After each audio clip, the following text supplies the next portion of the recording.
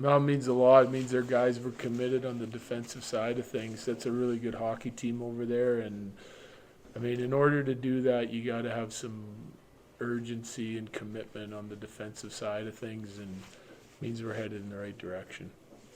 Good. We talked last week about Miko and him going through this drought, and now him moving his legs, and now it's obviously he's being rewarded for Yeah. it.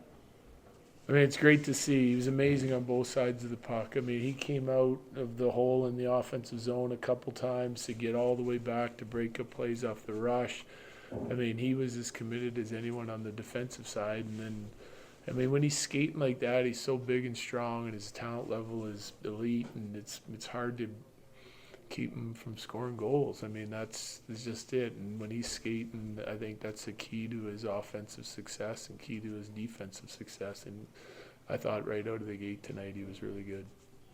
Did you feel like the Kings sort of, like that felt like a Kings style game, and not maybe not an Avalanche style game, but in the end, you still have those star players? I don't know. Like, I've watched them play. They've been a really dangerous team. Like, they remind me a lot of, like, the closest team I think that we've seen here recently.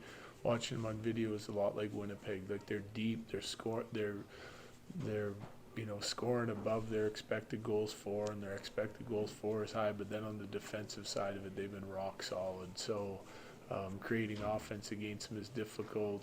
Shutting down their big body forwards and the way they play and go to the net is difficult. It looked like we had better legs tonight, I think, for part of the game anyway. And you can run into that. So I can't judge, like, the Kings game tonight because they're out to a really good start and they're a really good hockey team.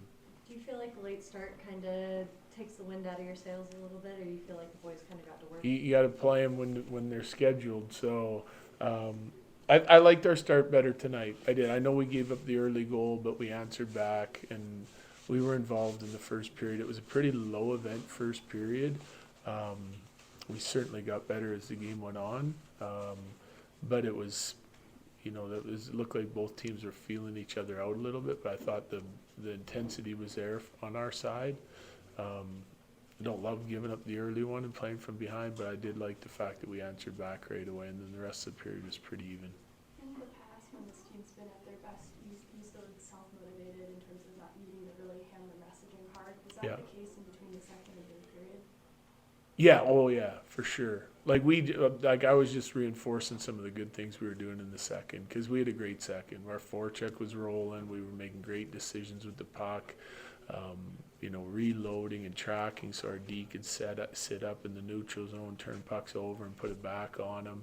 It's an easier period for us, and we get a tired group out there to jump max line back out, and then they have some extended shifts. So it kind of snowballs from the original puck decision and work ethic, and everyone on the bench recognizes it. Like, even at 16, 17 games in, they recognize what we're doing and the success we're having. So we just give them a little bit of numbers from the second period and tell them to keep doing exactly what they're doing.